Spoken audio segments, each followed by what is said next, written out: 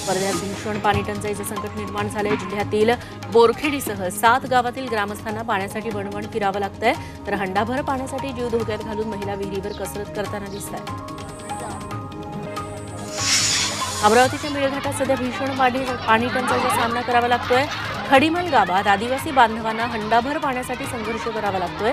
गावात टँकर येताच पाण्याभोवती तोबाक गर्दी जमा होते। गावात पाण्याचे स्रोत कोरडे पडल्यानं नागरिकांना टँकरनं पाणी पुरवठा करावा लागतोय। कोल्हापुरातल्या राजापूर बंधाऱ्यावर पाण्याच्या सुरक्षिततेसाठी पोलीस बंदोबस्त तैनात करण्यात आलाय। राजापूर बंधाऱ्याच्या पुढेच कर्नाटक राज्यात पाणी टंचाई असल्यानं अज्ञातांनी या बंधाऱ्याचे बर्गे काढून पाण्याचा विसर्ग परस्पर सुरू केला होता।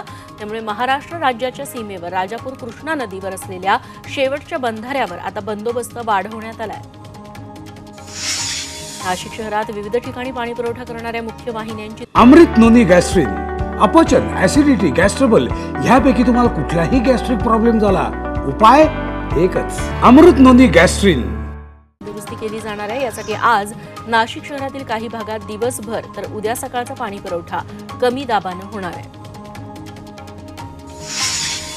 मुंबईवर पाणी कपातीचं संकट निर्माण झाले। 30 मे पासून 5% पाणी कपात करण्यात येणार आहे, तर 5 जून पासून 10% पाणी कपात करण्याचा निर्णय घेण्यात आलाय। पाणी साठा घटल्यानं मुंबईकरांवर हे पाणी संकट निर्माण झालंय, तर पाणी जपून वापरा असं आवाहन मुंबई महापालिकेनं केलंय।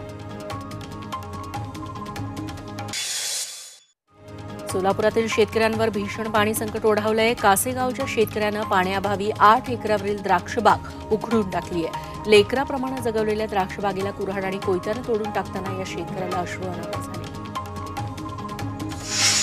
जुन्नर तालुक्यात सध्या उन्हाळी बाजरी काढण्याची लगबग सुरू आहे, मात्र मजूर नसल्यामुळे बाजरी काढणीच्या कामाला उशीर होतोय। पावसाळ्याच्या तोंडावर बाजरी काढून मळणीसाठी शेतकऱ्यांची धावपळ सुरू आहे।